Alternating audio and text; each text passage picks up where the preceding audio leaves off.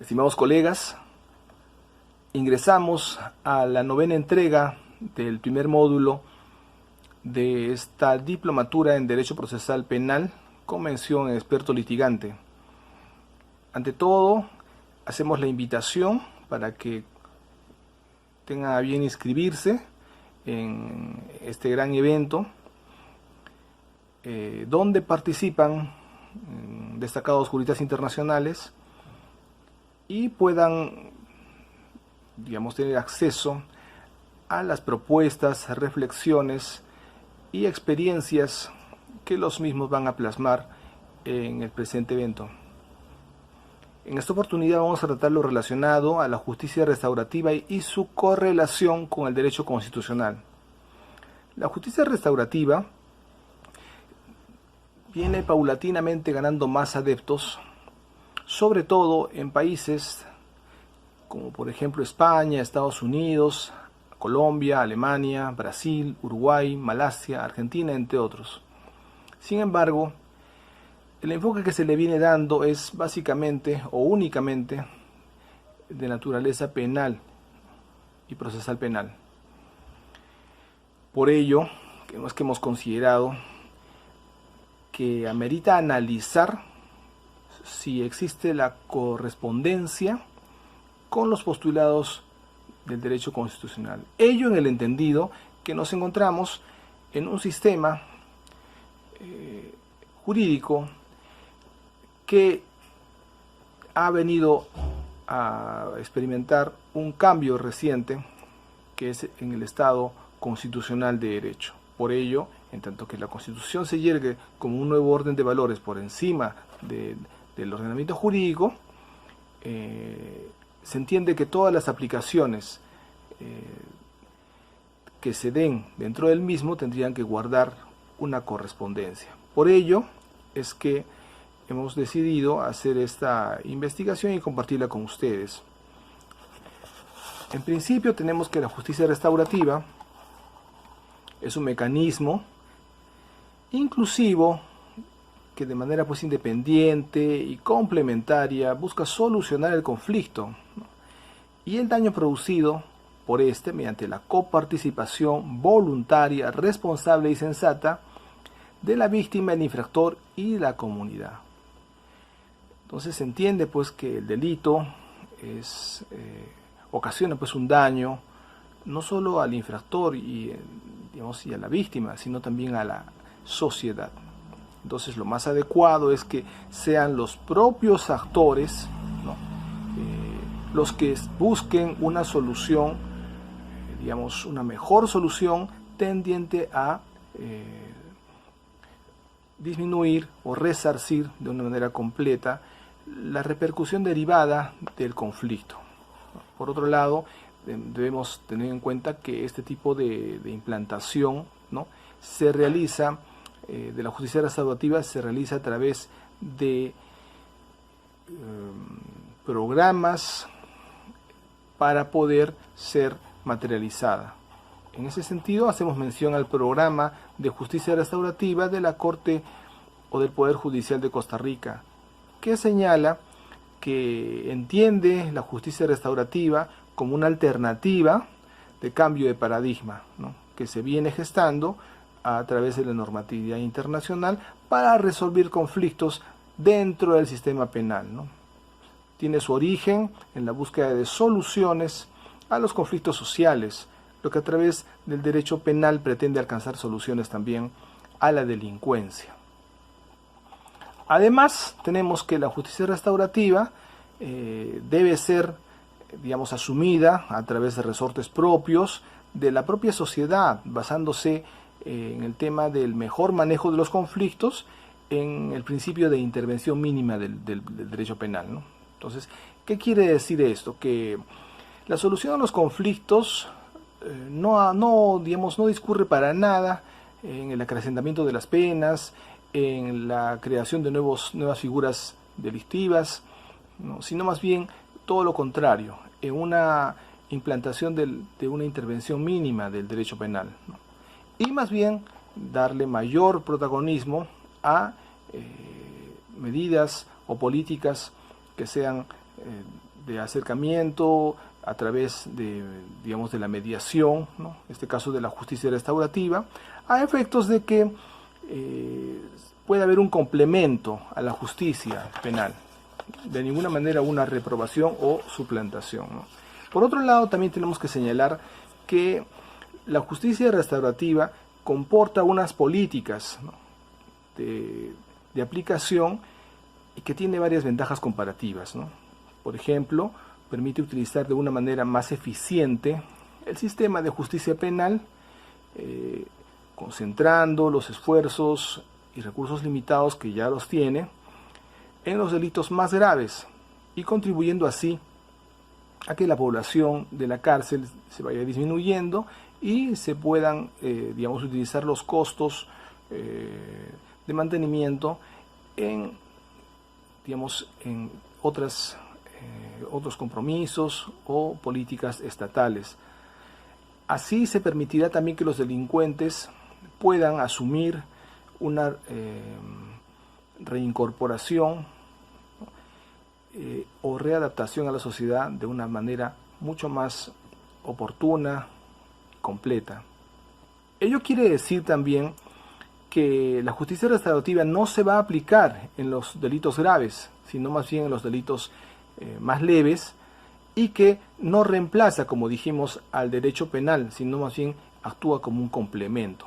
Por ello, es también menester hacer mención acerca del proyecto de justicia juvenil restaurativa desarrollado por la Fundación Terre dos Hommes, Lucen, de Suiza, que en el año 2005 tuvo pues a bien presentarse o crearse, y que el Ministerio Público, una vez que reconoció pues el valor del modelo desarrollado en el referido proyecto, decidió adaptarlo e implementarlo. Por ello, en el 2010, con presupuesto propio del Ministerio Público, se viene pues implementando el Programa Nacional de Justicia Restaurativa Juvenil. Incluso tiene prevista ya su implantación a nivel nacional en los próximos años. Consecuentemente, vemos que hay un avance importante, en este caso en Suiza, donde la justicia restaurativa se suma al derecho penal a efectos de darle un mayor respaldo y eficiencia en el menor o mejor manejo de los conflictos. Entonces tenemos que la justicia restaurativa, también denominada restitutiva, reparadora, compasiva o reconstructiva, constituye una opción válida para lograr un real acercamiento a la justicia de manera complementaria al proceso penal, no solamente en el beneficio, digamos, del ofendido, sino de la sociedad en su conjunto. No olvidemos que en la justicia restaurativa se opta por otras denominaciones que no sean, digamos, muy conflictivas, ¿no? No se habla de agresor y víctima, sino se habla de ofendido y ofensor, ¿no?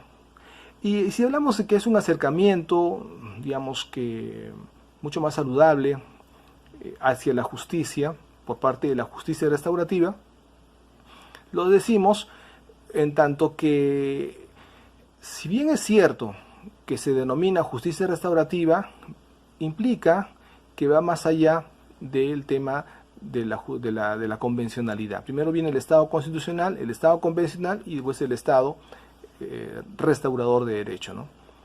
Pero de ninguna manera significa que la justicia restaurativa es equiparable a la justicia propiamente dicha, porque la justicia propiamente dicha es, digamos, el máximo nivel, ¿no?, de protección que puede ofrecerle el Estado a, en este caso, los justiciables, ¿no?, bajo lo señalado, ¿no?, como principio por Ulpiano, que decía: la justicia es la constante y permanente voluntad de darle a cada quien lo que le corresponde, y no lo que decide el Poder Judicial, lo que decida un arreglo, ¿no?, de que antes de que pasen 20 años, antes de que pretendas que te resarzan, en todo caso haces una transacción, un acuerdo, y te dan pues algo inmediato que de ninguna manera va a cumplir o va a cubrir el daño proferido, pero que bueno, en todo caso es un acercamiento, ¿no? Pero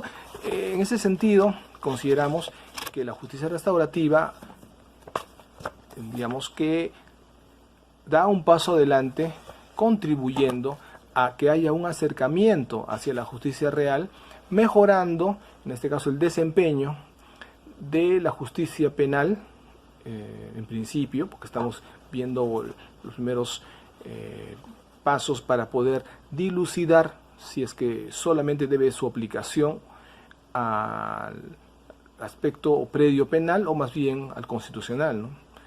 Y con ello también tomar en consideración que la misma pueda ser aplicable, digamos, a través de todo el sistema jurídico, ¿no?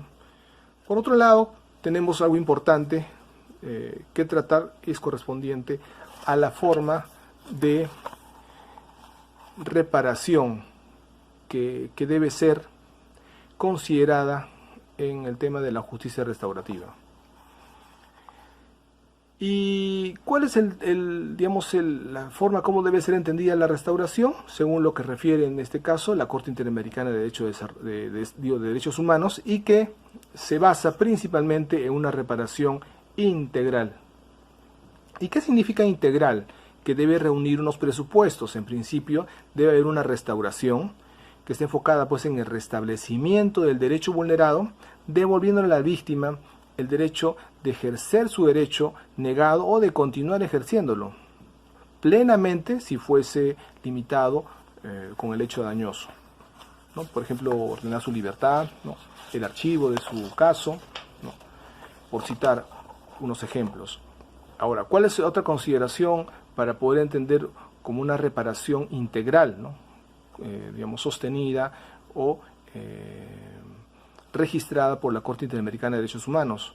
Tenemos en segundo lugar la compensación, ¿no? La compensación es un reconocimiento sobre el daño provocado, ¿no?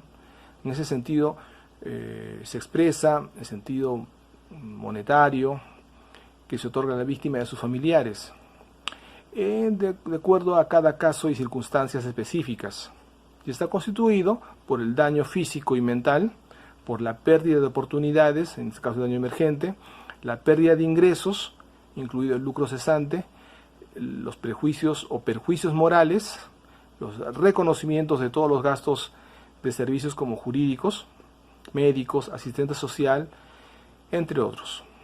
En tercer lugar, dentro de esta reparación integral, se encuentra la rehabilitación. Consiste en la asistencia a la víctima en su recuperación física y psicológica.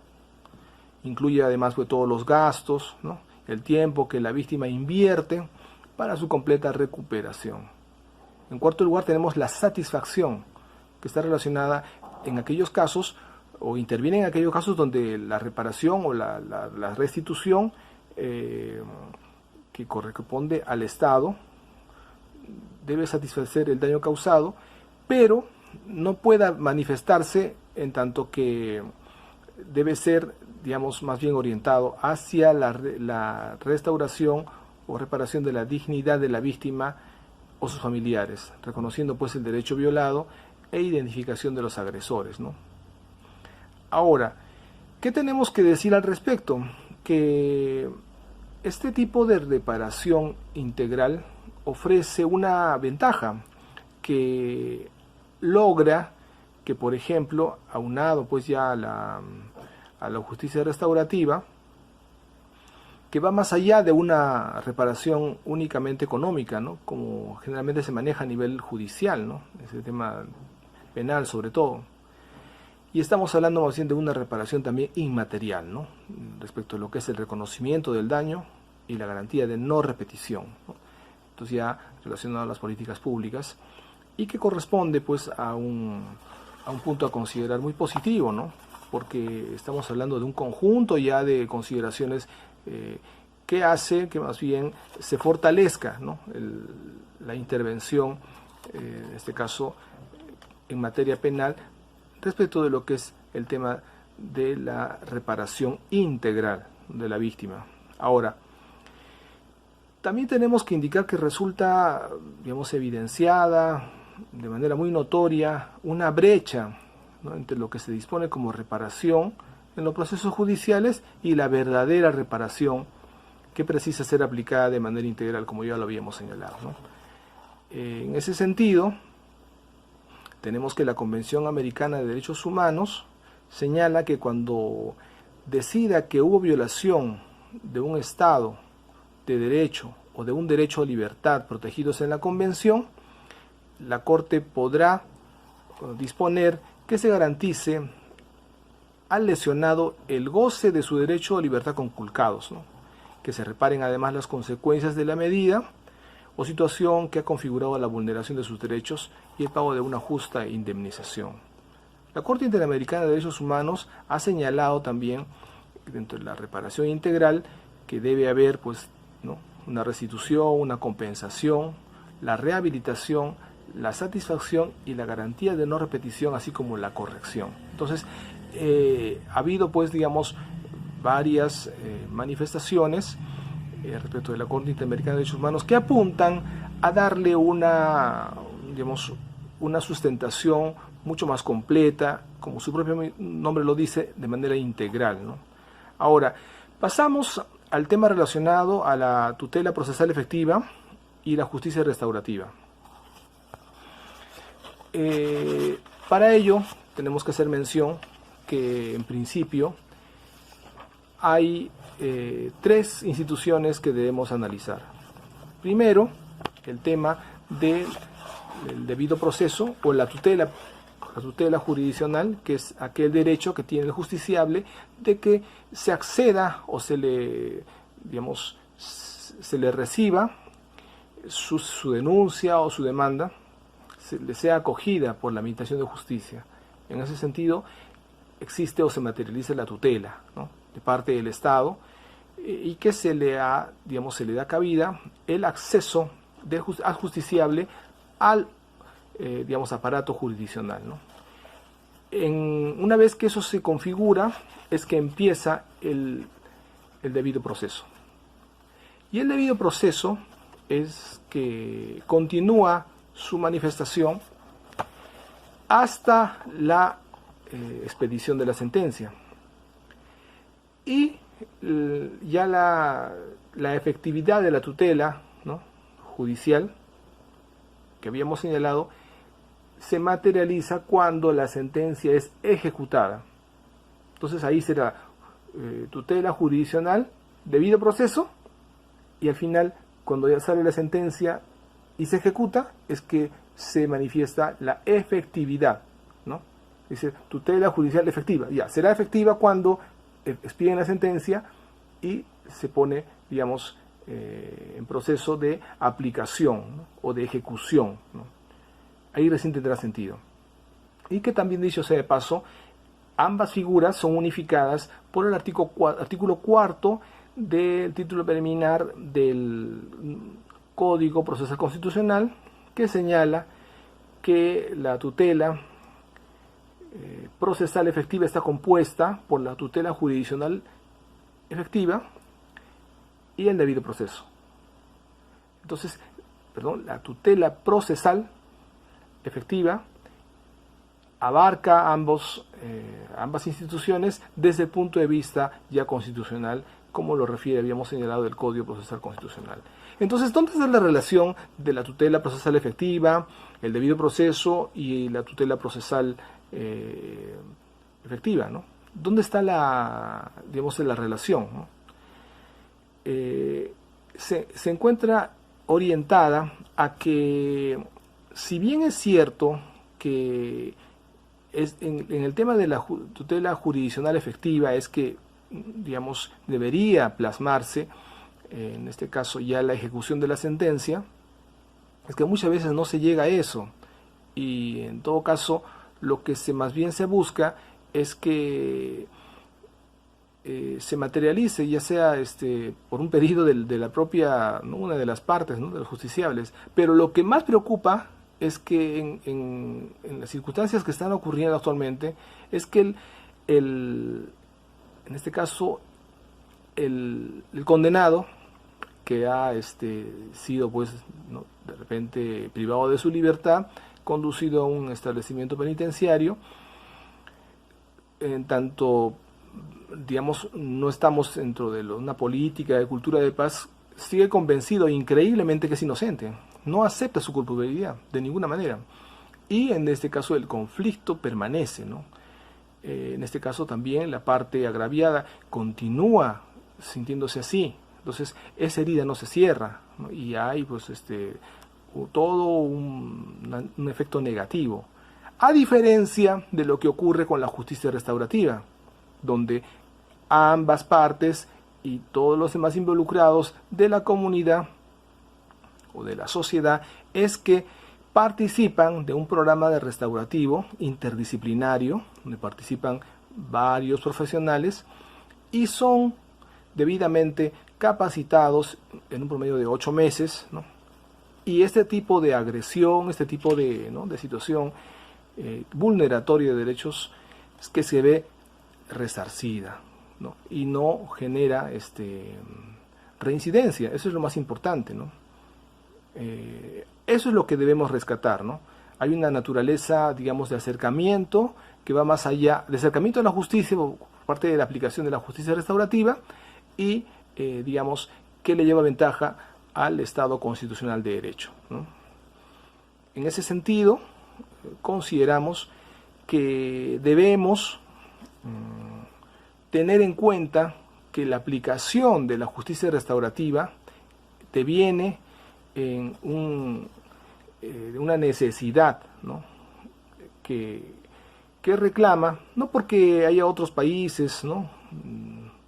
importantes que ya tengan algún antecedente, ¿no? O de repente una trayectoria de su aplicación, o porque esté dando resultado y que tenga pues una buena aceptación, no en absoluto, sino porque efectivamente se encuentra mejores resultados y solución a los problemas presentados en la sociedad, a efectos de poder otorgar una cultura de paz que pueda beneficiar no solamente a la legitimidad o a la procura de una administración de justicia mucho más efectiva y eficaz, sino también a efectos de conseguir que las mismas puedan lograr que haya una cultura de paz, digamos, en proceso, ¿no? Que se pueda lograr pasar de una cultura de litigio a una cultura de paz. En ese sentido, la justicia restaurativa, digamos, se encuentra llamada o se encuentra identificada a lograr ese tipo de resultados y por ende la idea es que sea tomada en cuenta, ¿no? por los estados que aún todavía no la han considerado. En ese sentido, tenemos también a analizar el tema relacionado a determinar si lo que plantea la justicia restaurativa guarda correlato con el derecho constitucional. Este punto lo analizaremos en la siguiente sesión. Gusto saludarles, apreciados colegas. Iniciamos la 10ª entrega del primer módulo de la presente diplomatura en Derecho Procesal Penal con mención en experto litigante. En esta oportunidad vamos a continuar con lo relacionado a la justicia restaurativa y dado que la anterior oportunidad nosotros nos ocupamos respecto de lo que eran las características, digamos, los enfoques y el accionar, así como el aporte importante que presenta la justicia restaurativa en materia penal, a través de la presente entrega nos ocuparemos a determinar la eventual concordancia que pueda existir entre la justicia restaurativa y el derecho constitucional. Ello lo haremos a la luz de un filtro, de una estrategia de nuestra autoría que hemos denominado tetraanálisis jurígeno o tetraanálisis jurídico. Lo que se encuentra, digamos, enmarcado en una estructura que va, en primer lugar, desde la legalidad para pasar a la constitucionalidad, a continuación la convencionalidad y finalmente a la legitimidad. Es a la luz de estos 4 estadios es que podremos hacer la comparación, el análisis, a efectos de poder determinar, como habíamos señalado, si existe o no una correlación entre lo contenido o lo abrazado por la justicia restaurativa y la constitución política. Ello en el entendido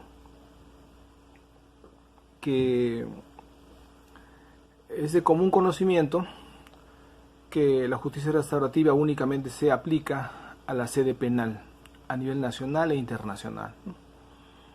Por ello es que empezamos con el tema de la legalidad, a la luz, como habíamos señalado, de esta estrategia denominada tetraanálisis jurídico.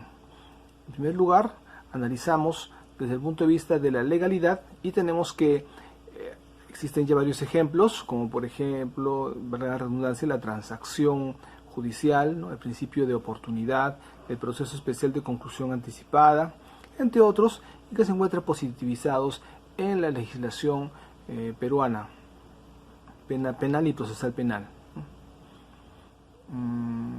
Pero también dichas, figuras o instituciones jurídicas encuentran correlato en la Constitución.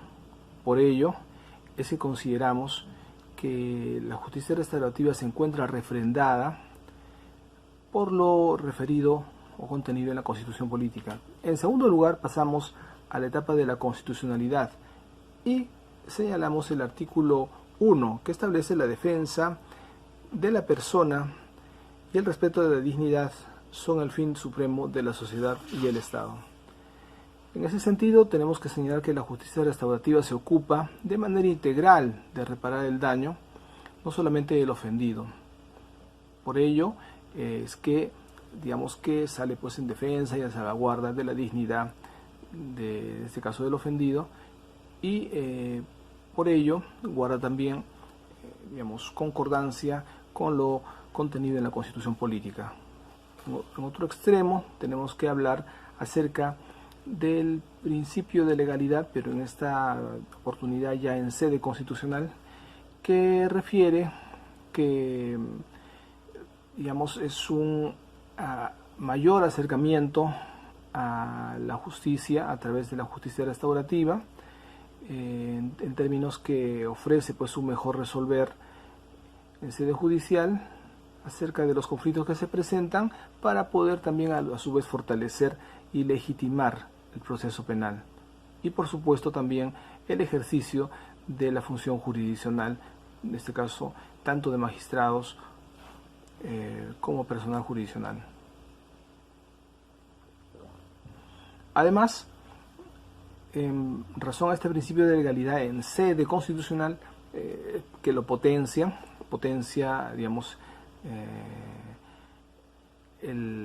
al mismo en términos que va más allá de la mera legalidad, ¿no?, como ya hemos señalado.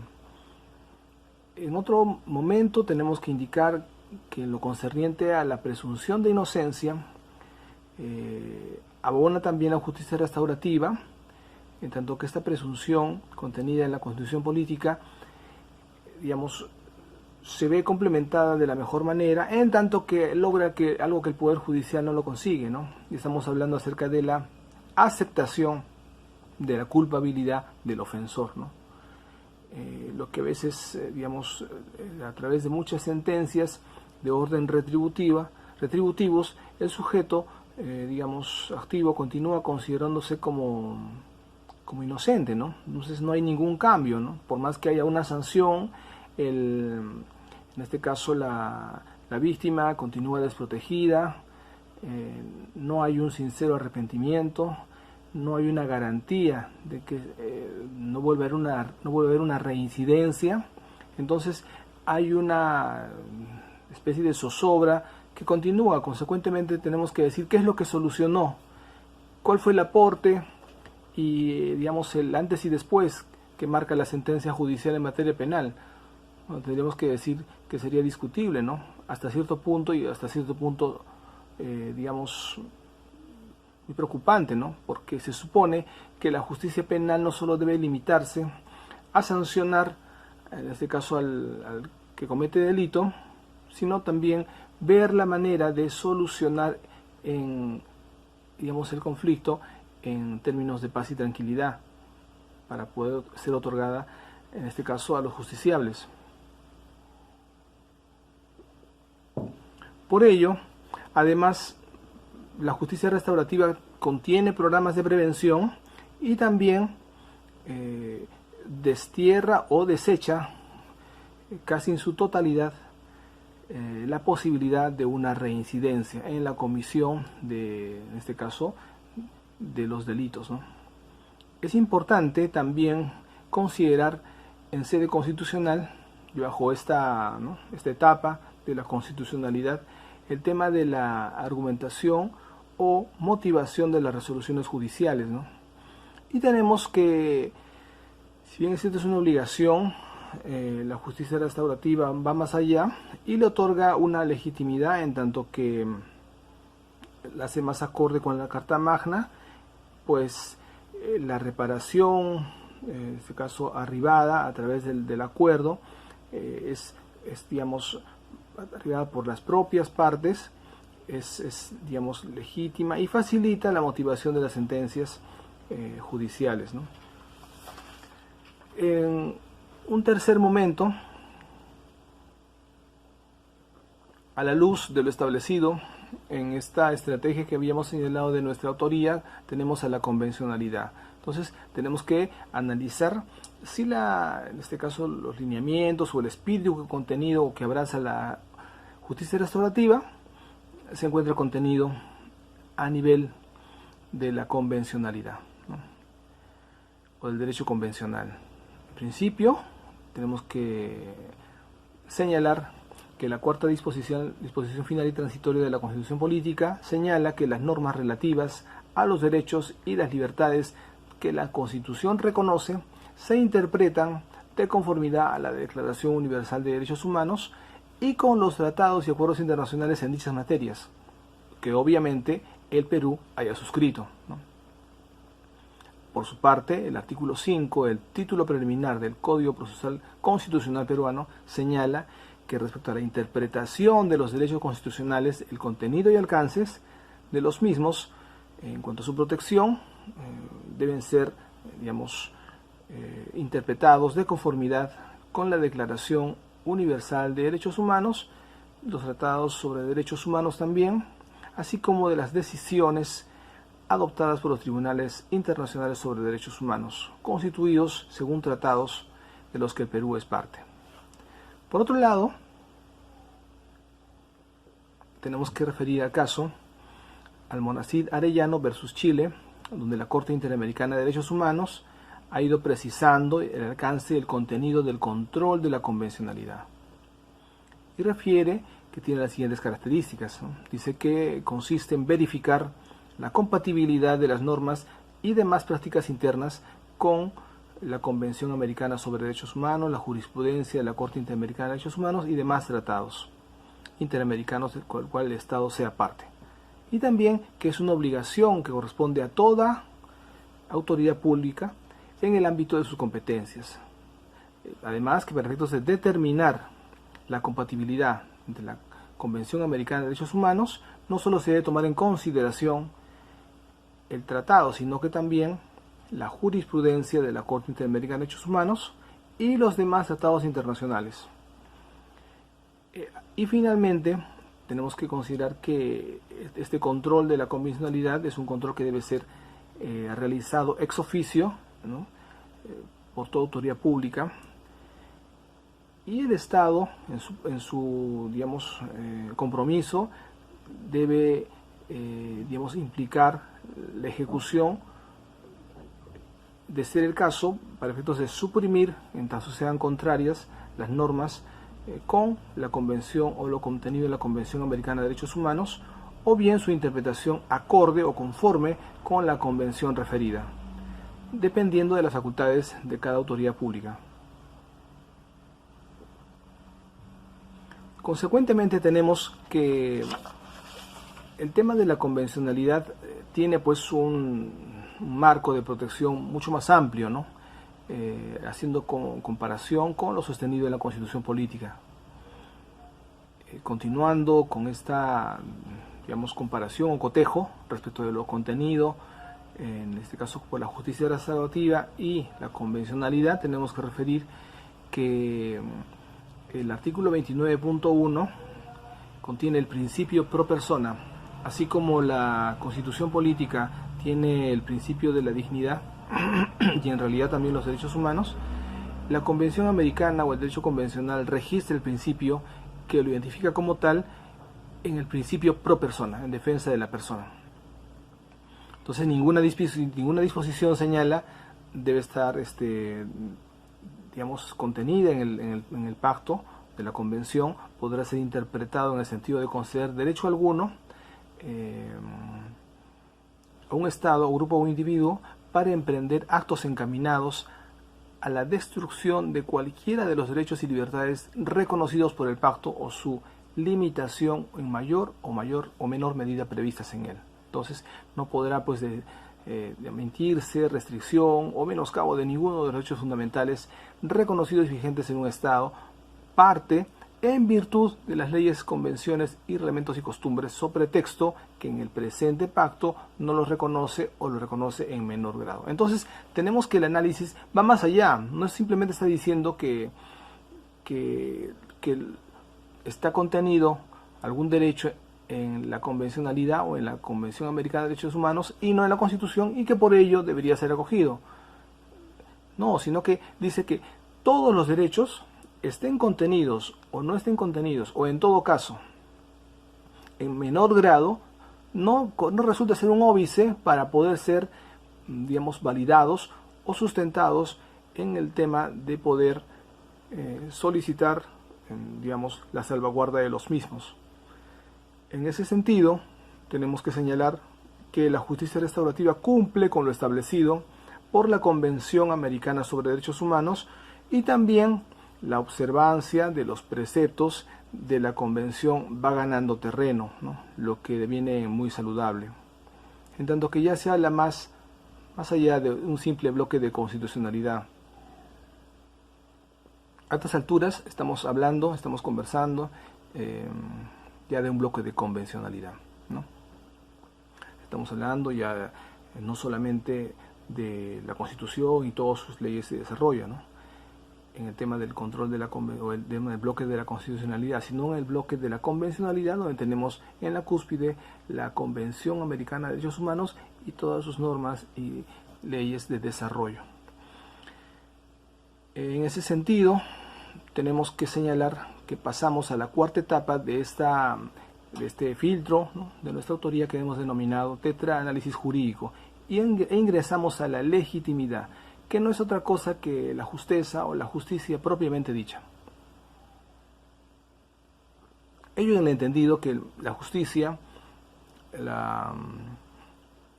digamos, la convencionalidad,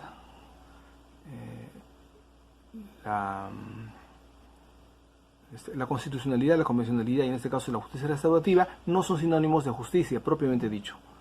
Lo que consideramos acá es que hay una suerte de acercamiento hacia la justicia en estricto sentido, ¿no? Entonces, ya en esta última etapa de justicia propiamente dicha es que nosotros hacemos la comparación y la determinación acerca de que si la justicia restaurativa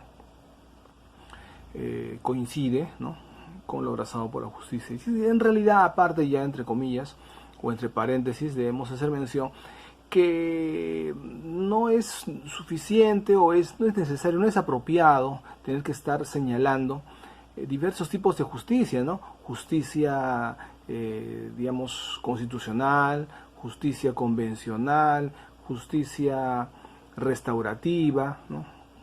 Y así, ¿no?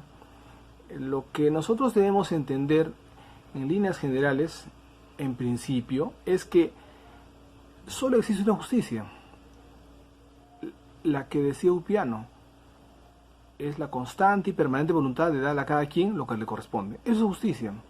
Ya lo demás es, si hablamos de la justicia constitucional, estamos hablando solamente de lo que abraza la Constitución. Está bien, es un avance respecto de lo que es el tema del Estado de Derecho, ¿no?, que ya no había Constitución que, digamos, que dirigiera o condujera ¿no?, los sistemas jurídicos, sino la ley, ¿no?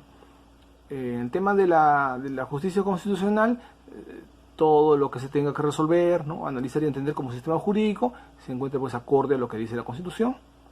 Ahora, la justicia convencional en iguales términos, ¿no? Estamos hablando de una justicia que la cual se encuentra enmarcada de acuerdo a lo sostenido en la Convención Americana de Derechos Humanos, la Corte Interamericana de Derechos Humanos también. Ahora, la otra justicia, la justicia restaurativa, en iguales términos, ¿no? Según el espíritu que contiene la justicia restaurativa, se podrá señalar que eso es un tipo de justicia, ¿no? Entonces, como señalamos, no debe existir, pues, ¿no?, ese tipo de justicias, ¿no?, entre comillas, ¿no?, para todos los gustos, para todos los nombres, ¿no? La justicia es una sola, ¿no? Y esta justicia es precisamente la que, digamos, en última instancia estamos ahora, digamos, analizando. Y tenemos que decir que la justicia restaurativa es lo más cercano a lo que se concibe como verdadera justicia, ¿no?, porque principalmente se ocupa de reparar íntegramente al ofendido, contribuyendo en el restablecimiento de la paz social en justicia de una sociedad democrática, ¿no? Pero a propósito surge la gran pregunta: si nosotros estamos señalando que la justicia restaurativa es lo más cercano a la justicia en sí, o propiamente dicha, entonces ¿cuál es la diferencia, ¿no? ¿Cuál es esa brecha que tiene que no las hace iguales? Si la justicia restaurativa es lo más cercano, la justicia restaurativa es lo más cercano a la justicia, entonces, ¿qué hace a la justicia restaurativa distinta de la justicia? ¿Qué hace a la justicia superior a la justicia restaurativa? Aprovechamos un momento para definir. La justicia restaurativa se basa, como habíamos señalado, en controlar o regular o, digamos, encargarse de reparar no solamente el daño del ofendido, sino más bien el daño ocasionado hacia la propia persona digamos, del ofensor, por él mismo, en este caso también a los familiares, a los vecinos, a las personas que se hayan sentido también en este marco, digamos, de irradiación del daño, se hayan sentido, digamos, agraviados. Pero básicamente también hablamos de un reconocimiento, ¿no?, de la comisión de un delito, ¿no?, por ejemplo, por parte del ofensor. Ello no queda ahí, queda más bien en las disculpas sentidas y verdaderas que ofrece al ofendido. Ello que no alcanza el Poder Judicial, pero también a su vez, como decíamos, como podemos apreciar, hay una fuerte carga emocional y subjetiva, donde muchas veces el ofendido logra conseguir lo que no consigue en el Poder Judicial. Esto es, que el ofensor le pide disculpas de corazón, tanto así que al final no lo consideren y no lleguen a considerarse ambos como enemigos. Pero a lo que queremos llegar adicionalmente es a que cuando se trata de una restitución, como estamos hablando de orden integral, ¿no?, esta reparación, en la justicia restaurativa no necesariamente es tan exacta, ¿no?, porque lo que más bien se le pide o se le solicita y que se autocompromete, en este caso ya el ofensor, es a poder, digamos, indemnizar, devolver o reparar lo dañado por su persona, pero en términos que sean accesibles y que no pinten, entre comillas, historias, ¿no?, antecedentes, compromisos, que no tengan ningún valor y no tengan ningún tipo de trascendencia, de ejecución, de materialización, digamos, efectiva, si se quiere. Por ello, es que en la justicia restaurativa, por ejemplo, si es que a alguien le han arrebatado, no sé, estamos hablando de un dinero, un monto económico de repente ascendiente a 10, el ofendido pueda tener en cuenta, o claro, que a través de la justicia constitucional, por ejemplo, puede generar o iniciar un proceso judicial que puede depararle de repente 25 años, ¿no? A través del cual de repente ni siquiera lo consiga, ¿no? De repente consiga algo mínimo, un 10%, ¿no? Pero sin embargo, a través de la justicia restaurativa, vista que hay una, digamos, una resolución muy rápida de su proceso a nivel penal, es que se puede de repente aceptar, en este caso por parte del ofendido, una suma menor, ¿no? Pero en tanto que ha habido pues una serie de disculpas y satisfacciones por parte del ofensor, y en cierta forma de una manera, digamos, muy rápida, y también a su vez que contenga la reparación en la medida que él puede cubrir y cumplir efectivamente, es que, digamos, que se decide aceptar, ¿no? Pero ello no es justicia, porque justicia, como habíamos señalado, es la constante y permanente voluntad de dar a cada quien lo que le corresponde. Por ende, si es que a esa persona se le privó, ¿no?, se le hurtó, ¿no?, o se le robó 10, lo que la justicia en sí, ya estamos hablando del último peldaño, la justicia digamos, en estricto sentido, registra única y exclusivamente que se le restituya la misma cantidad. Si se le quitó, se le privó de 10, se le tiene que retribuir en 10. El aspecto, digamos, subjetivo, emocional, digamos que no lo considera. Debería tener, es probable, sí, no vamos a decir que de ninguna manera ambas, justicia restaurativa y justicia propiamente dicha, se oponen, sino más bien se complementan, ¿no? Por eso es que se encuentra en un estado anterior a la justicia restaurativa, y posteriormente en un escalón final la justicia propiamente dicha. En ese sentido, consideramos que hemos podido determinar que existe pues un correlato respecto de lo relacionado a la justicia restaurativa con la justicia o con el derecho constitucional. Continuamos en el siguiente bloque. Estimados colegas, damos inicio a esta 11ª entrega del primer módulo de la presente diplomatura en Derecho Procesal Penal, Convención Experto Litigante. En ese sentido, en esta oportunidad vamos a tratar la parte final de la temática de la justicia restaurativa y su relación con el derecho constitucional, y además un tema que se encuentra relacionado a en qué otro caso no se debe aplicar el principio non reformatio impeius. En ese sentido, ya entrando al tema final de la justicia restaurativa, tenemos que señalar que la misma correspondería a la otra cuarta ola.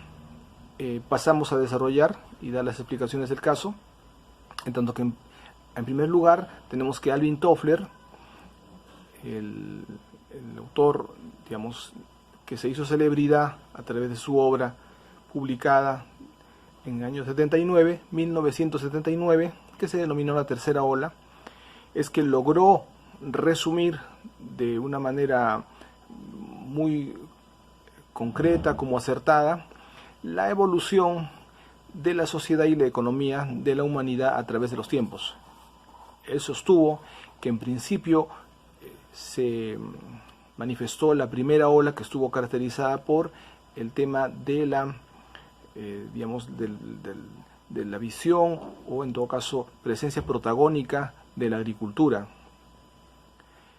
o del sector agrícola, ¿no? En segunda ola, que refiere es de la revolución industrial, la tercera de la información o informática y el desarrollo tecnológico, y ya agregando a lo que refiere Alvin Toffler, tenemos que señalar que ya nos encontramos atravesando por la cuarta ola.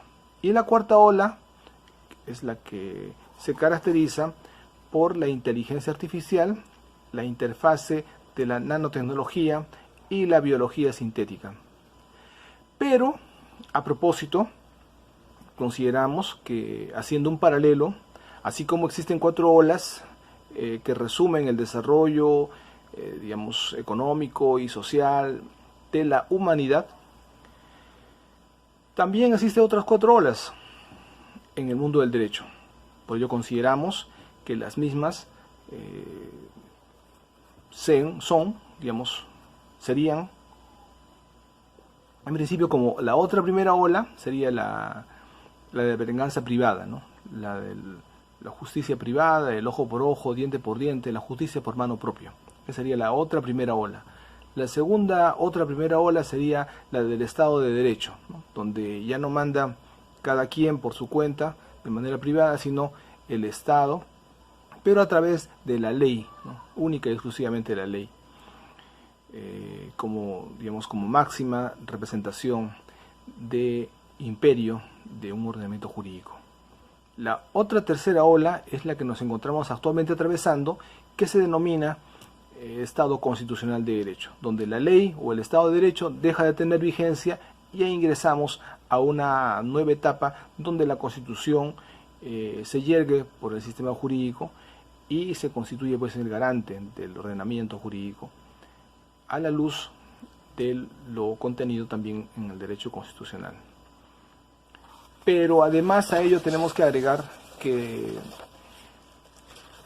como otra cuarta ola sería, en este caso, ya la presencia de la justicia restaurativa, en tanto que la misma, de manera inicial, ¿no?, pueda tener, como ya hemos señalado, probada aceptación y puesta en práctica en no pocos países, y en todo caso ello con miras a que se pueda materializar o consolidar ya como un Estado restaurador de derecho, como la otra cuarta ola, ¿no?, en su momento. A propósito, tenemos que también indicar que de acuerdo al análisis realizado en el bloque anterior, a la luz del tetraanálisis jurídico, se ha logrado determinar que la justicia restaurativa no solo debe ser de aplicación en sede penal, sino más bien en todas las ramas del derecho, en tanto que al tener una mismancia con lo registrado en la Constitución política, es que deviene pues en la misma naturaleza, esto es de manera transversal, aplicable pues a todos los casos o a nivel procesal que pueda contener el ordenamiento jurídico. Concluimos con el tema de la justicia restaurativa en el sentido de que es legal, es constitucional, es convencional y también es justa, pero lo más cercano a la misma, ¿no? No puede ser todavía unimismable o comparable de manera pues como si fuera sinónimo, ¿no?, sino más bien es lo más cercano a la justicia. Y además, por otro lado, también debemos señalar que la justicia restaurativa fortalece el sistema jurídico, ¿no? Estamos hablando, lo hace pues más justo, más humano, y por otro lado complementa al derecho penal, ¿no?, abandonándolo o en todo caso rezagándolo a efectos de que pueda cumplir una misión mínima, ¿no?, como derecho penal mínimo. Además debemos agregar que las prácticas restaurativas no vulneran los derechos humanos, por el contrario son cimentadas en las normativas emanadas de organismos internacionales que trabajan en el ámbito de los derechos humanos. Por ello, tenemos también agregar que la justicia restaurativa tiene pues un contenido, un carácter social como humano, porque estamos hablando que le da pues un trato, de restauración, no solamente pues a la víctima, sino también en este caso al ofensor y a la totalidad de miembros de la colectividad o de la sociedad que puedan haber sentido resultado, ¿no?, somos sujetos pasivos del daño. Entonces todos los afectados consiguen una restauración óptima, ¿no? Por ello también debemos agregar que Lo que corresponde a la justicia restaurativa es que también tiene varias aristas, ¿no? Y así debe ser entendida. No solamente es el punto del derecho, sino que la justicia restaurativa, a través de sus programas, como habíamos conversado, cuenta con un equipo multidisciplinar, ¿no? Estamos hablando de sociólogos, psicólogos, ¿no? Que tienen a bien aportar lo suyo a efectos de conseguir el objetivo, que es restaurar el daño infligido, ¿no? En toda su amplitud, ¿no? Ahora, también debemos señalar que la implantación de la política de Estado, en este caso de la justicia restaurativa, comporta romper algunos esquemas definitivamente, tanto en la justicia como en el sector de de la sociedad de nuestro país, ¿no? Para poder ser orientados a la recomposición y redirección de su cosmovisión sociológica y cultural, ¿no? A efectos de poder instaurar la aplicación no solo de la justicia restaurativa en su momento, sino también las políticas de Estado, ya para poder convertirse eventualmente en un Estado restaurador de derecho. Por ello, consideramos que a nivel de sugerencias, la justicia restaurativa precisa ser incluida como materia de enseñanza en los centros educativos de todos los niveles, ¿no? O sea, esto implica pues una larga trayectoria de concientización, de capacitación, donde la justicia restaurativa sea pues impartida pues, ¿no? En los centros educativos y sea pues también, digamos, enseñada con el ejemplo, ¿no? De nada valdría que se dicten cursos, sendos cursos de capacitación, cuando en realidad la reacción o las políticas de manejo de dichas instituciones más bien sean de otra naturaleza, ¿no? Más bien orientadas al litigio, ¿no? Y entonces en ese sentido no tendría ningún efecto positivo, ¿no? Esperado. Además también tenemos que hablar en cuanto a la necesidad de la implantación de la aplicación de la justicia restaurativa, no solamente en sede penal. Además, tenemos que pensar en los grandes temas de fondo que le corresponden en este caso pues a la sociedad y están relacionados a conseguir la paz, la tranquilidad, en una cultura de paz, ¿no? Y que la justicia restaurativa se comporta como una buena opción, ¿no? Para poder digamos, hacer uso de la misma a efectos de lograrlo. Así también consideramos que es factible o es necesario que la justicia restaurativa adquiera prontamente un rango constitucional, porque no es lo mismo a que abrace el espíritu o a que en todo caso figure expresamente en la Constitución. Pasando ya al segundo punto que habíamos señalado en esta oportunidad, tenemos a bien indicar que corresponde ingresar al tema de análisis del principio non reformatio impeius y podremos ver una propuesta, en este caso del suscrito, donde señalamos en qué otro caso no se debería aplicar este principio non reformatio impeius. Como bien sabemos, este principio significa o comporta la prohibición de la reforma en peor, ¿no? O de una reforma peyorativa, ¿no? Constituye pues una garantía procesal que apela pues a una decisión de primera instancia. Tiene pues su origen en el sistema penal o procesal penal y la consecuencia jurídica de una persona que no puede aumentar su pena si es condenada, en este caso a efectos de solicitar una apelación, una revisión. O sea, la persona condenada no puede resultar, digamos, afectada o incrementada su pena a efectos o como consecuencia de haber recurrido a la instancia superior, ¿no?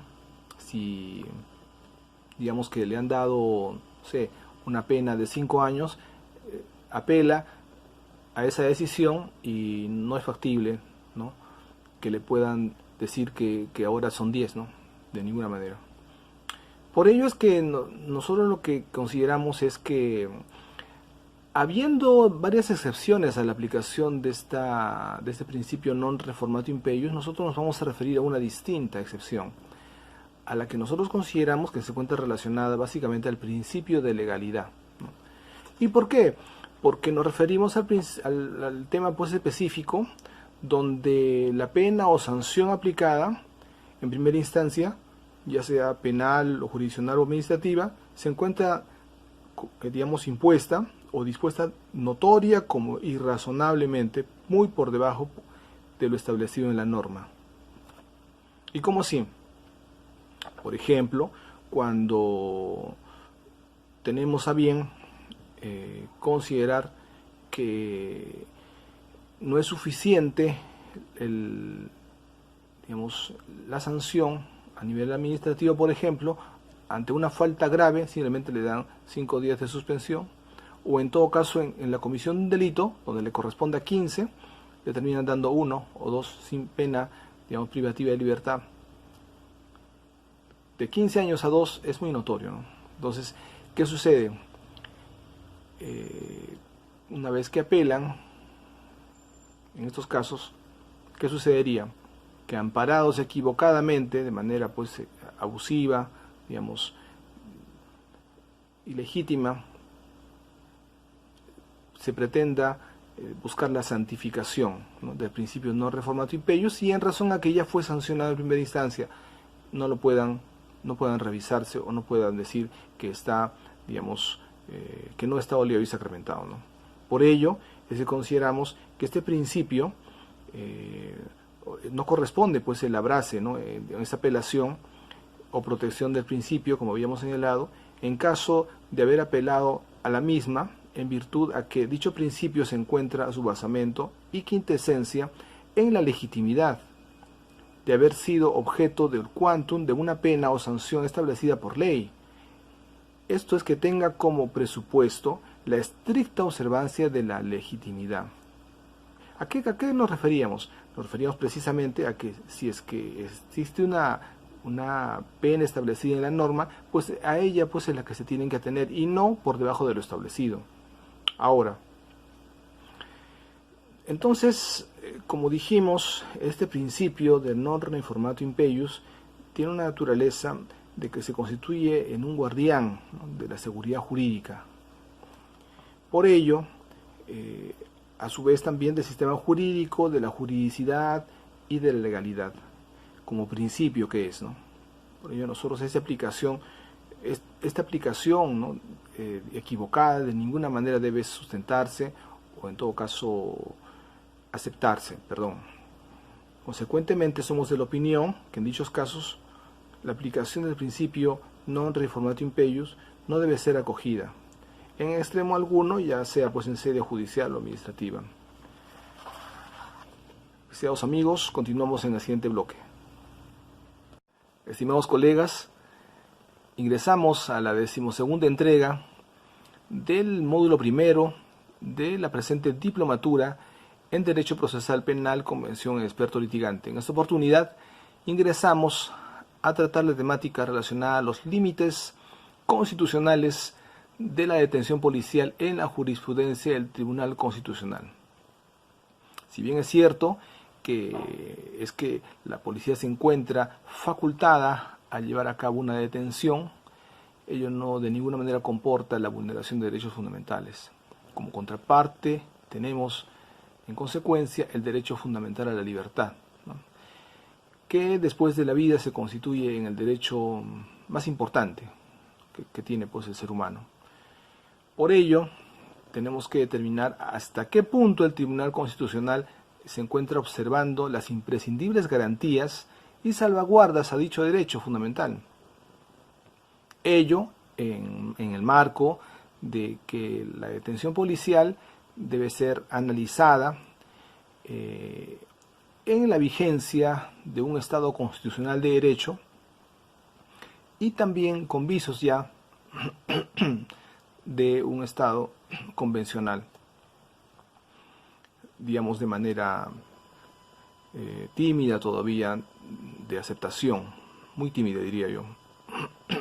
En segundo lugar, ya ingresando a este tema, tenemos que decir que el plazo máximo de detención policial se encuentra relacionado directamente con el plazo razonable. Y el plazo razonable tiene su origen en el Sistema Europeo de Protección de Derechos Humanos. Posteriormente fue acogido por el Sistema Interamericano de Protección de Derechos Humanos y es finalmente que es acogido por el Tribunal Constitucional Peruano. Y obviamente se encuentra implícitamente considerado por el debido proceso o el proceso regular, en este caso, de detención policial. Ahora, ¿cuáles son los criterios que ha establecido el Tribunal Europeo de Derechos Fundamentales? Ha señalado, o de Derechos Humanos, ha señalado que básicamente son tres, ¿no? En primer lugar, la complejidad del caso, en segundo lugar, el comportamiento del procesado y en tercer lugar, la manera en que fue llevado por las autoridades, digamos, policiales y judiciales, ¿no? Pero ya en este, digamos, momento cabe dejar constancia acerca de una precisión muy trascendental. Si bien es cierto, existe el plazo razonable o el plazo máximo de, digamos, de detención, lo que debe prevalecer es el plazo estrictamente necesario. Entonces, no es válido que ante el establecimiento de un plazo máximo se tenga que esperar el último día cuando muy bien se podría atender en razón a lo establecido en el plazo estrictamente necesario. Si se dice que son 48 horas como máximo, digamos, del detenido en sede policial para ser puesto al despacho del juez, no se debe esperar las últimas horas de las 48 para hacerlo, si bien podrían hacerlo las primeras, ¿no? Entonces estamos hablando ya del plazo estrictamente necesario en desmedro del plazo máximo de detención. Ahora, ¿qué tenemos que referir? A continuación es el precedente vinculante del Tribunal Constitucional, el expediente 3771 del 2004, habeas corpus, del caso Miguel Cornelio Sánchez Calderón, donde este tribunal, digamos, constitucional refiere que el procesado tiene expedito su derecho de hacer valer o indemnizar ante la abusiva medida de imposición de la detención judicial preventiva por exceso de tiempo. Consecuentemente, tenemos que hay pues ya, ¿no?, visos iniciales de aparición de una cultura de detención, ¿no? Si bien es cierto, estamos hablando en sede preventiva y no del proceso necesariamente,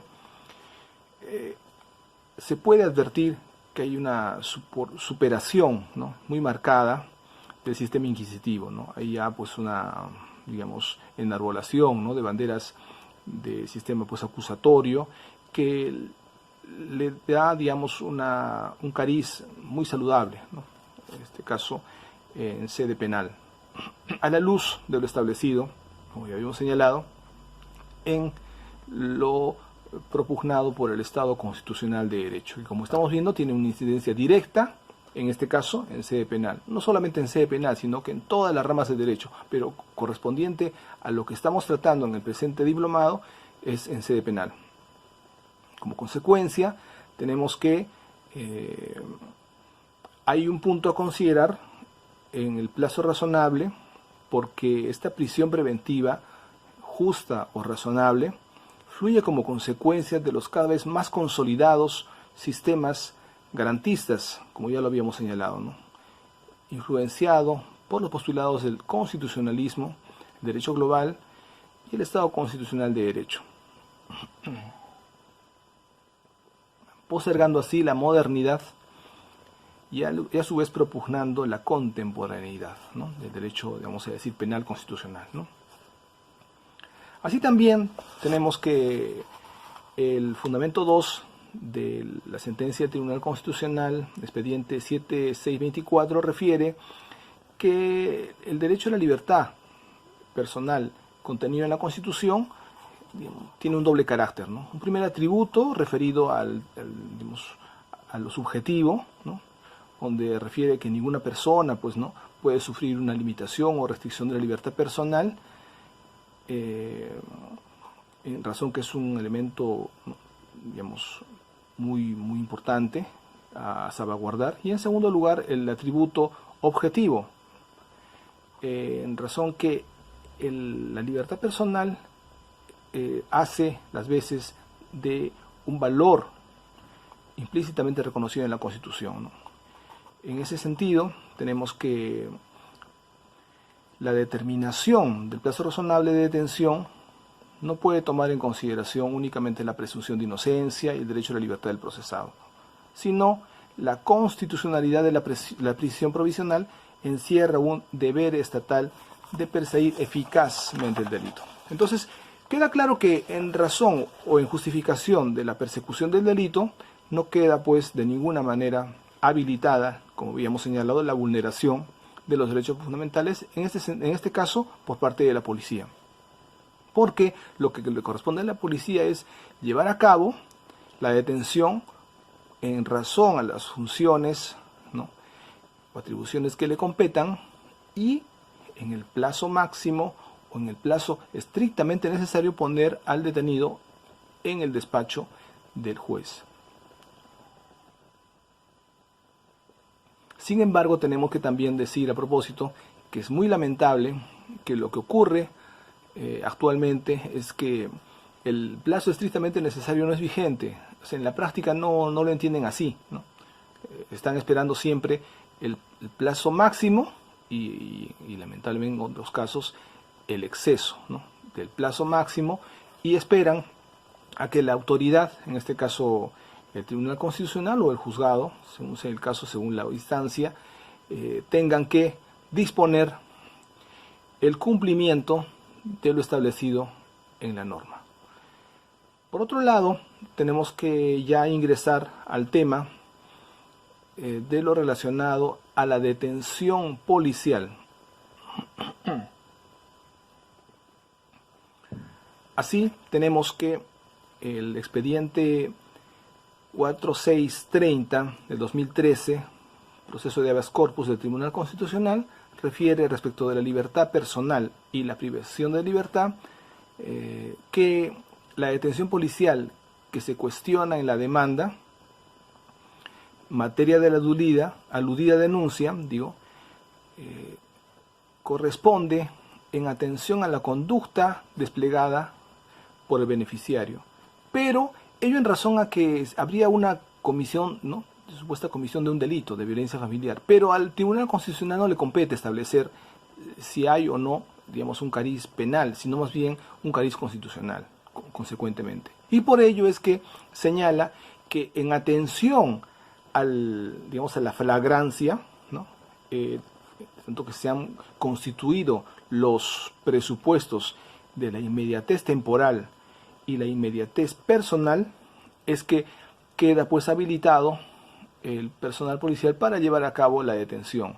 Y por eso es que corresponde, desestimar la demanda de habeas corpus. Ahora, por otro lado, también debemos indicar que en el fundamento 17 del expediente 1878 de 2013, también proceso de habeas corpus del Tribunal Constitucional, refiere que no puede ser eximida, ¿no? El tema de la disposición que refiere acerca de la obligatoriedad que la policía tenga que poner al detenido en el despacho judicial, ¿no? Y que ello no puede ser oponible a ninguna otra disposición. O sea, no justifica en ningún extremo que pueda señalarse que en base a uno u otro criterio de otra norma que tengan o puedan incumplir lo dispuesto, en este caso, a sus obligaciones y funciones de poner en el plazo máximo, o mejor aún, el plazo estrictamente necesario, al detenido en el despacho del juez. También refiere en la misma sentencia, en el fundamento 18, es que de ninguna manera cabe, por ejemplo, la excusa de que el beneficiario había solicitado quedarse, ¿no? a petición propia en la dependencia policial. Además, por otro lado también, que decían, o que en este caso la policía señaló, adujo que no lo habían trasladado a la sede judicial, en este caso el despacho del magistrado, porque no les habían otorgado el dinero como para poder llevar a cabo esa diligencia. Tampoco es considerada válida por el Tribunal Constitucional, porque es obvio que lo que estamos hablando acá es cumplir, ¿no?, lo establecido en la norma.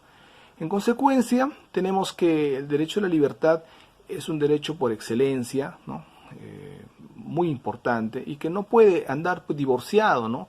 No puede el derecho penal, digamos, operar válidamente de manera legítima cuando inobserva o vulnera derechos fundamentales, más aún cuando estamos hablando del derecho a la libertad personal. Por ello es que el Tribunal Constitucional refiere que existen reglas, ¿no?, para poder determinar la tutela en este caso, de la disposición judicial de detención. La primera es la regla sustancial, ¿no? Se refiere a la detención que la norma fundamental establece en un plazo máximo. Pero no es el único, porque lo que estamos hablando acá es el plazo estrictamente necesario para poder llevar a cabo la detención. Y la segunda regla es la regla procesal, la que se refiere a que el derecho a ser puesto a disposición judicial dentro del plazo estrictamente necesario de la detención o dentro del plazo máximo la detención resulta oponible frente a toda disposición en contrario, como ya lo habíamos señalado. En consecuencia, tenemos en claro que de una manera acertada, hasta este nivel, ¿no?, de análisis, se pone en relieve y preponderancia o salvaguarda el derecho fundamental a la libertad personal. En casos de vulneración al exceso de detención policial más allá de lo establecido, ¿no? Ahora, ¿cuáles son los deberes de las entidades públicas respecto del plazo máximo de la detención policial? Así tenemos, en principio, que no solamente pues está la policía, ¿no?, como digamos directamente relacionada al tema de la detención del sospechoso o de aquel que está, digamos, cometiendo delito de manera flagrante, sino que también hay otras instituciones estatales que se encuentran facultadas para intervenir. Por ejemplo, tenemos el Ministerio Público, que según el artículo 1 de su ley orgánica señala que es un organismo autónomo que tiene por funciones principales la defensa de la legalidad, de los derechos ciudadanos y de los intereses públicos. Por ello, consideramos que es además de tomar en cuenta el artículo 4 de este caso de la aplicación de los principios generales del derecho en los casos que haya pues deficiencia de la legislación nacional. El Ministerio Público pues tendrá en consideración los principios generales del derecho y preferentemente los establecidos para el derecho peruano. Pero además, el artículo 9 habla acerca que el Ministerio Público vigila e interviene en la investigación del delito desde la etapa policial. Entonces aquí lo dice más claro, ¿no? Estamos hablando que el Ministerio Público supervisa, ¿no? El Ministerio Público no puede dejar, digamos, el accionar de la policía a plena, digamos, consideración o absoluta consideración, ¿no? Es su deber, es sus funciones establecidas, se encuentra, según su ley orgánica, supervisar el tema de la actuación policial. Más aún cuando estamos hablando, como dijimos, respecto de lo que corresponde a la salvaguarda de un derecho fundamental tan importante, ¿no?, como es la libertad personal. Ahora, otra entidad que también tiene, digamos, injerencia en este tipo de detención, de figura jurídica, como es la detención policial, tenemos que es el propio Poder Judicial, ¿no?, que su ley orgánica señala que los magistrados podrán llamar la atención o sancionar o solicitar sanción para todas las personas que conduzcan de modo inapropiado en el proceso, ya sea de actuar de mala fe o temeridad, porque digamos, lo que corresponde es salvaguardar, en este caso, los derechos fundamentales. Por ello, pues no podemos permitir, o digamos, obviamente no se puede permitir o concebir que la policía pueda, ¿no?, actuar de una manera, digamos, abusiva, y que el Poder Judicial se quede de brazos cruzados, ¿no? Ahora, el Tribunal Constitucional señala en su ley orgánica que tiene función, en este caso, para poder intervenir en los casos de última y definitiva instancia, ya sea pues para las habeas corpus, habeas data y acción de cumplimiento. Entonces tenemos que también el Tribunal Constitucional puede intervenir, ¿no? Como ya varias veces lo ha señalado, los casos que hemos referido es cuando estos casos de vulneración del derecho a la libertad personal han sido de conocimiento del Tribunal Constitucional, ¿no? Ahora, otra entidad que también está facultada para intervenir es la Defensoría del Pueblo, ¿no? En su artículo 1 de su ley orgánica señala que le corresponde a la Defensoría del Pueblo defender los derechos de la ciudadanía, en este caso de naturaleza constitucional y fundamentales, y a su vez supervisar el cumplimiento de los deberes de la administración pública y la prestación de los servicios públicos. En consecuencia, ante el incumplimiento de los deberes de la Policía Nacional, ya en este caso, ante la vulneración de los derechos fundamentales como consecuencia de una detención policial, tiene competencia la Defensoría del Pueblo en su calidad de supervisora, ¿no?, de las entidades en este caso, públicas del Estado, o en este caso de un país, ¿no? Ahora, ¿qué tenemos que decir en líneas generales? Ya a manera de resumen, que ante la eventualidad de una vulneración del plazo de detención policial, tanto el Ministerio Público, el Poder Judicial, la Defensoría del Pueblo y el Tribunal Constitucional se encuentran habilitados, ¿no?, para poder conocer. Y obviamente también se debe considerar que en este caso hay un compromiso muy marcado de parte del propio juzgado, ¿no? Porque nosotros sabemos cuáles son los plazos que se le otorgan al justiciable y que son, digamos, observados de una manera muy estricta, pero sin embargo, cuando llegan a ocupar el lado contrario, que son los plazos ya que maneja el Poder Judicial, son diferentes, ¿no? Ahí sí son laxos, ¿no? Entonces, de cierta forma no existe pues esa equiparidad. Continuamos en el siguiente bloque.